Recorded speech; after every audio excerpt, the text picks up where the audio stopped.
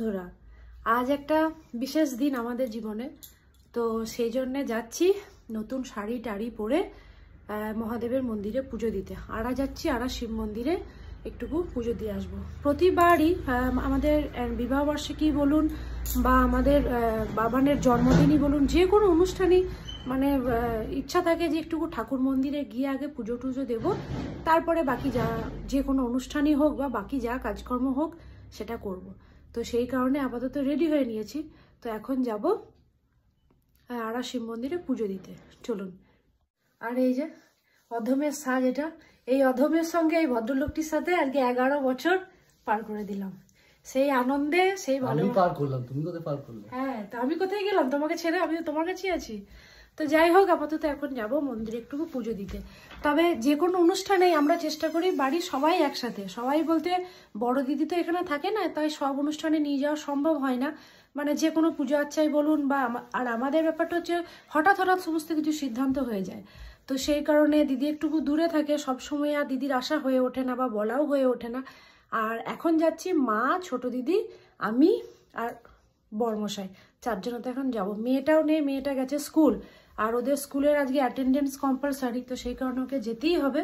তো ওকে স্কুল পাঠিয়ে দিয়েছি, আপাতত পুজো টুজো দিয়ে তারপর ওকে নিয়েই বাড়ি ফেরার চেষ্টা করব। চলুন এখন যাই, পুজোটা দিই। এই যে দিদি রেডি হয়েছে, আবার তাকাও। ছবি তুলবি?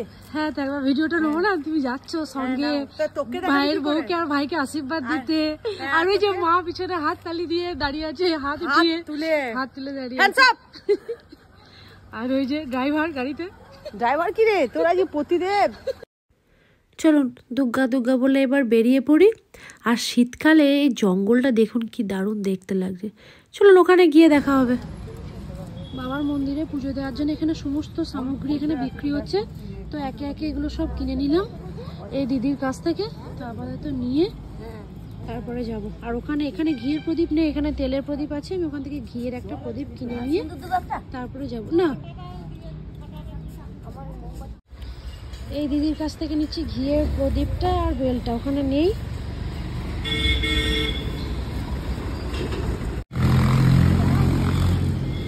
দেখো সব জোগাড়টা পেয়ে গেলাম, ঘর থেকে হলে সব জোগাড় করতে হবে। সবজিগুলো রেখে যাবো?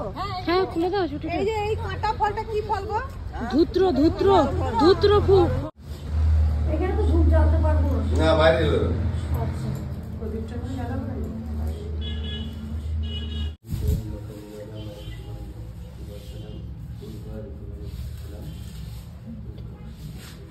আমার দেওয়ার প্রতি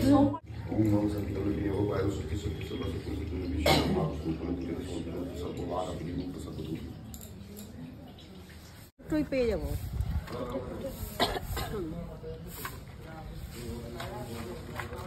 আচ্ছা, এই বলতেটা যে শুকনো আছে, এটা দিয়ে দেবো কি ঘিয়ে? কি প্রদীপ?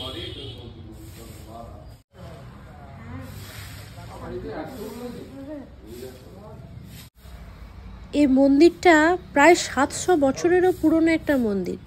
আর এখানে এলে একটা অন্যরকম অনুভূতি তৈরি হয়, মানে শরীরের বা মনের মধ্যে যে কোনো খারাপ বলুন বা যে কোনো দুঃখ কষ্ট সবই যেন ভুলে যাওয়া যায়, এরকম একটা পরিস্থিতি। আর মহাদেবের স্থান মানেতে এরকম একটা অনুভূতি হবে। যাই হোক, আপাতত মা, আমি, দিদি ওখান থেকে ধূপ টুপ নিয়ে, ভিতরে তো আর দেওয়া যায় না, তো বাইরে এখানে এসেছি, ধূপগুলো জ্বালিয়ে দেবো। প্রদীপটা আমি দুয়ারের বাইরেই দিয়েছি আর দিদি এইদিকে দিয়েছে।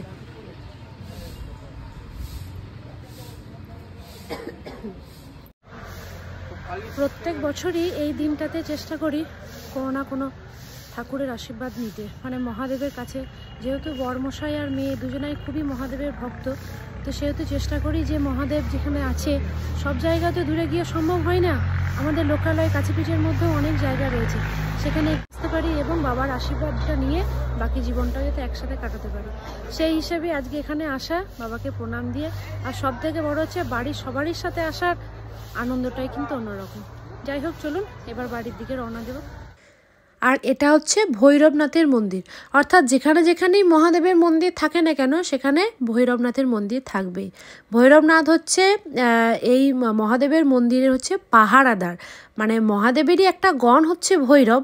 তো ইনি সব জায়গাতেই বিরাজ করেন পাহারাদার হিসেবেই, মানে এই ভৈরবরাদের মন্দিরের থেকে একটুকু এগিয়ে গেলেই পড়বে এই পুকুরটি, যেখান থেকে ভক্তরা জল নিয়ে মহাদেবের মাথায় ঢালে বা যে কোনো অনুষ্ঠান এখানে হলে কিন্তু এই পুকুর থেকেই জল নিয়ে যাওয়া হয়। আর এটা হচ্ছে রাঢ়েশ্বর মন্দিরের ভোগ মন্দির, অর্থাৎ যেখানে যখন এখানে মাকুড়ি সপ্তমীর দিনে যখন মেলা বসে তো সেখানে তো পুজো অর্চনা হয়, ভোগ খাওয়া হয়, তো এখানেই সেই রান্নাবান্না হয়।